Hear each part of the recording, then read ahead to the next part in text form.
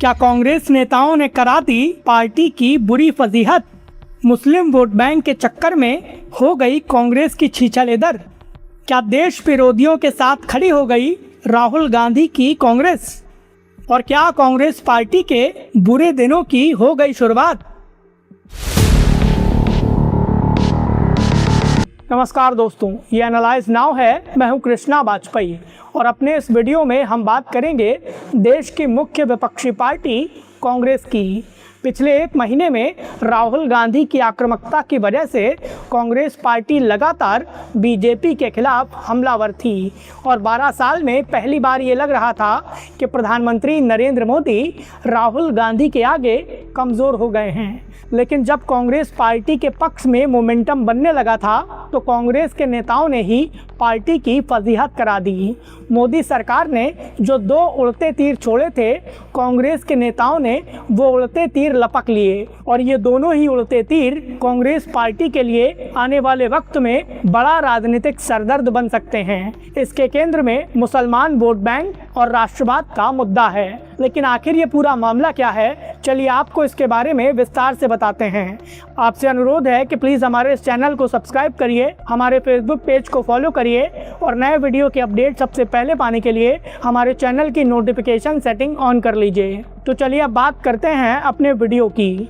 संसद के मॉनसून सत्र के दौरान कांग्रेस पार्टी का रुख देखकर ये लग रहा था कि शायद 12 साल में पहली बार कांग्रेस पार्टी बीजेपी और मोदी सरकार के खिलाफ भारी पड़ रही है और कांग्रेस नेता राहुल गांधी की आक्रामकता को देखकर ये लग रहा था कि राहुल गांधी एक बड़े नेता के तौर पर उभर रहे हैं। इसके चलते देश की राजनीति में लगातार कांग्रेस के पक्ष में मोमेंटम बन रहा था। लेकिन कांग्रेस पार्टी के साथ सबसे बड़ी दिक्कत यही है कि जब मोमेंटम उसके पक्ष में चल रहा होता है तो कांग्रेस नेताओं की तरफ से कुछ बड़ी गलतियां हो जाती हैं और वही गलतियां बीजेपी के लिए बड़ा राजनीतिक फ़ायदा बनती हैं और कांग्रेस पार्टी को तगड़ा झटका लगता है। कुछ ऐसा ही एक बार फिर हुआ है।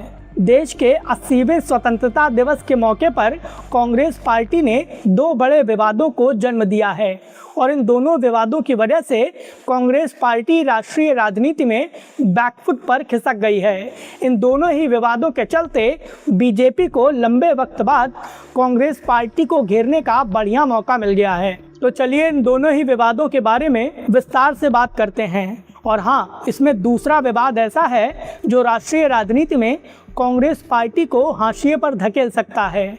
इसीलिए उस विवाद के बारे में जानने के लिए हमारा वीडियो पूरा देखिएगा। पहले बड़े विवाद की बात करें तो प्रधानमंत्री नरेंद्र मोदी ने देश के 80वें स्वतंत्रता दिवस के मौके पर लाल किले से 76 मिनट का जो भाषण दिया था उसमें पीएम मोदी ने दिमागी नक्सली टर्म का इस्तेमाल किया था। प्रधानमंत्री मोदी ने कहा था कि केंद्र की सरकार ने देश से सशस्त्र नक्सलवाद को पूरी तरह से खत्म कर दिया है, लेकिन अभी भी दिमागी नक्सली मौजूद हैं और ये दिमागी नक्सली युवाओं को भड़काते रहते हैं और देश को अस्थिर करने के प्रयास करते रहते हैं। प्रधानमंत्री नरेंद्र मोदी ने कहा था कि इन दिमागी नक्सलियों की पहचान करनी होगी और इन्हें पूरी तरह से आइसोलेट करना होगा। हम सभी ये बात अच्छे से जानते हैं कि नक्सलवाद भारत के लिए कितना बड़ा खतरा है, चाहे वो सशस्त्र नक्सलवाद हो या फिर दिमागी नक्सलवाद। इन दोनों के ज़रिए लगातार भारत को कमज़ोर करने की कोशिशें होती हैं और इसीलिए प्रधानमंत्री नरेंद्र मोदी ने जब दिमागी नक्सलवाद का जिक्र किया था तो ज़रूरी ये था कि विपक्षी दल भी इसका समर्थन करते, क्योंकि यहाँ बात केवल देश की हो रही थी। लेकिन बात प्रधानमंत्री नरेंद्र मोदी ने की थी तो कांग्रेस पार्टी इस मुद्दे पर बीजेपी का समर्थन कैसे कर सकती थी। इसीलिए कांग्रेस पार्टी ने दिमागी नक्सल वाले टर्म पर प्रधानमंत्री नरेंद्र मोदी को घेर लिया। कांग्रेस के दिग्गज नेता और पूर्व केंद्रीय गृह मंत्री पी चिदम्बरम ने यह खुलकर कहा कि वो दिमागी नक्सली हैं। इसके ज़रिए पी चिदम्बरम सीधे तौर पर मोदी सरकार को घेरना चाहते थे और ये साबित करना चाहते थे कि मोदी सरकार का विरोध करने वालों को ही दिमागी नक्सली कह रही है। ये वही पी चिदम्बरम हैं जिनके केंद्रीय गृह मंत्री रहते हुए देश में नक्सलवाद की वजह से 70,000 से ज़्यादा जिंदगियां कुर्बान हो गई थीं और गृह मंत्री रहते हुए पी चिदम्बरम ने कहा था कि अर्बन नक्सल आज के वक्त में देश की सुरक्षा के लिए सबसे बड़ा खतरा है। लेकिन समय का चक्र घूम गया है। जिन पी चिदम्बरम ने अर्बन नक्सल का जिक्र किया था, वही पी चिदम्बरम दिमागी नक्सल के मुद्दे पर पूरी तरह से अपने रुख से पलट गए हैं। जिन अर्बन नक्सल को प्रधानमंत्री नरेंद्र मोदी ने दिमागी नक्सली कहा है, उनसे सीधे तौर पर पी चिदम्बरम कनेक्ट कर रहे हैं और ख़ुद को दिमागी नक्सली बता रहे हैं। और इसमें केवल पी चिदम्बरम नहीं है, बल्कि कांग्रेस पार्टी के कई नेता हैं जो खुद को दिमागी नक्सली बताने लगे हैं। इतना ही नहीं, दिल्ली के पूर्व मुख्यमंत्री और आम आदमी पार्टी के संयोजक अरविंद केजरीवाल ने भी खुद को दिमागी नक्सली बताया है। अरविंद केजरीवाल ने कहा है कि वो दिमागी नक्सली हैं लेकिन देशभक्त हैं। ये बात तो आप सभी जानते हैं कि नक्सलवादी कभी देशभक्त नहीं हो सकते। इसीलिए अरविंद केजरीवाल अगर खुद को दिमागी नक्सली कह रहे हैं तो असल में वो देशभक्त नहीं हैं। और दिमागी नक्सली के मुद्दे पर विपक्षी दल जिस तरह से प्रधानमंत्री नरेंद्र मोदी को घेरने की कोशिश कर रहे हैं, असल में ये बीजेपी के लिए एक बड़ा राजनीतिक फ़ायदा बन रहा है। और इसमें सबसे ज़्यादा नुकसान कांग्रेस पार्टी का हो रहा है, क्योंकि कांग्रेस पार्टी अपने नेताओं के बयानों की वजह से नक्सलवाद के समर्थन में खड़ी नज़र आ रही है। और ये राष्ट्रीय सुरक्षा के मुद्दे पर एक बड़ा खतरा हो सकता है और बीजेपी इसे आने वाले विधानसभा चुनावों के दौरान एक बड़ा राजनीतिक मुद्दा बना सकती है। कांग्रेस द्वारा खड़े किए गए दूसरे विवाद की बात करें तो ये मामला वंदे मातरम से जुड़ा हुआ है। संसद के मॉनसून सत्र में एक कानून पारित किया गया था और उस कानून में कहा गया था कि जैसे राष्ट्रगान को सम्मान मिलता है, कुछ वैसा ही सम्मान राष्ट्रीय गीत वंदे मातरम को भी मिलेगा।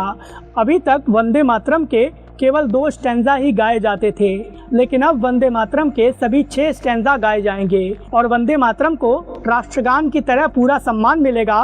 किसी भी सरकारी कार्यक्रम में वंदे मातरम गाया जाएगा तो उसे पूरा सम्मान देना होगा। लेकिन कांग्रेस पार्टी ने स्वतंत्रता दिवस के मौके पर अपने दफ्तर के कार्यक्रम में वंदे मातरम का अपमान किया और इसके जरिए सीधे तौर पर मुसलमान वोट बैंक को साधने की कोशिश की, जिसके केंद्र में कांग्रेस की पूर्व अध्यक्ष सोनिया गांधी हैं। सोनिया गांधी ने वंदे मातरम के 2 स्टैंजा गाए, लेकिन उसके बाद जब वंदे मातरम के बाकी स्टैंजा गाए जा रहे थे तो सोनिया गांधी काफ़ी ज़्यादा असहज लग रही थीं। सोनिया गांधी ने लगातार वंदे मातरम को बंद करने की मांग की। इसके वीडियो सोशल मीडिया पर जमकर वायरल हो रहे हैं और इसके चलते कांग्रेस पार्टी की फजीहत हो रही है। इतना ही नहीं, कांग्रेस दफ्तर में जब वंदे मातरम का अपमान हो रहा था तो कांग्रेस नेता राहुल गांधी और कांग्रेस के अध्यक्ष मल्लिकार्जुन खड़गे भी वहीं पर मौजूद थे। वंदे मातरम के 6 स्टैंजा गाए जाने के दौरान सोनिया गांधी लगातार गुस्सा कर रही थीं और अपनी मां को गुस्से में देखकर राहुल गांधी भी बेहद गुस्सा हो गए। और वंदे मातरम खत्म होने के बाद राहुल गांधी ने कांग्रेस सेवा दलों के कार्यकर्ताओं को काफ़ी फटकार भी लगाई और ये सवाल उठाया कि जब उनकी मां 2 स्टैंजा पर रुक गई थी तो कांग्रेस के कार्यकर्ता 2 स्टैंजा पर क्यों नहीं रुके और क्यों राष्ट्रीय गीत के पूरे 6 छंद गाए गए। इसको लेकर कांग्रेस पार्टी की खूब फजीहत हो रही है। कांग्रेस आलाकमान ने जिस तरह से वंदे मातरम का अपमान किया है, उसके चलते कांग्रेस के कार्यकर्ता और अन्य नेता भी आने वाले वक्त में वंदे मातरम का अपमान कर सकते हैं और इसके संकेत भी मिलने लगे हैं। सहारनपुर से कांग्रेस के लोकसभा सांसद इमरान मसूद ने सीधे तौर पर कहा है कि वो किसी भी कीमत पर वंदे मातरम का ना तो कोई सम्मान करेंगे और ना ही वंदे मातरम गाएंगे। इसे सीधे तौर पर कांग्रेस पार्टी की वंदे मातरम विरोधी सोच के तौर पर देखा जा रहा है। बीजेपी का आरोप है कि कांग्रेस पार्टी ने मुस्लिम तुष्टीकरण के चलते ही वंदे मातरम को 2 स्टैंजा तक सीमित कर दिया था। इस मुद्दे पर केंद्रीय गृह मंत्री अमित शाह ने खुलकर कांग्रेस पार्टी और सोनिया गांधी पर तगड़ा हमला बोला है। अमित शाह ने कहा है कि अगर अभी भी शर्म है तो कांग्रेस पार्टी को वंदे मातरम का अपमान करने के लिए जल्द से जल्द माफ़ी मांग लेनी चाहिए। इस मुद्दे पर राष्ट्रीय राजनीति में लगातार बहस हो रही है और इसके चलते कांग्रेस पार्टी के नेताओं की तरफ से बचाव को लेकर जो तर्क दिए जा रहे हैं वो सीधे तौर पर मुस्लिम तुष्टीकरण को बढ़ावा दे रहे हैं और कांग्रेस नेताओं के तर्कों की वजह से बीजेपी को अपना हिंदुत्व का कार्ड चलने का बढ़िया मौका मिल रहा है। और इसीलिए ये कहा जा रहा है कि वंदे मातरम को लेकर सोनिया गांधी ने जो बवाल किया है वो आने वाले विधानसभा चुनाव के दौरान बीजेपी को एक बड़ा राजनीतिक फ़ायदा दे सकता है और कांग्रेस पार्टी के पक्ष में जो मोमेंटम चल रहा था वो ख़त्म हो सकता है। अब देखना ये होगा कि दिमागी नक्सल और वंदे मातरम के मुद्दे पर कांग्रेस पार्टी ने जो अपनी फजीहत कराई है उसके चलते बीजेपी को कितना बड़ा फ़ायदा मिलता है और क्या कांग्रेस पार्टी इस मुद्दे पर डैमेज कंट्रोल कर पाती है। फिलहाल इस वीडियो को लेकर आपकी क्या राय है प्लीज़ हमें हमारे कमेंट बॉक्स में ज़रूर बताएं। वीडियो पसंद आया हो तो प्लीज़ इसे लाइक करें और हमें सपोर्ट करने के लिए हमारे इस वीडियो को ज़्यादा से ज़्यादा शेयर करें।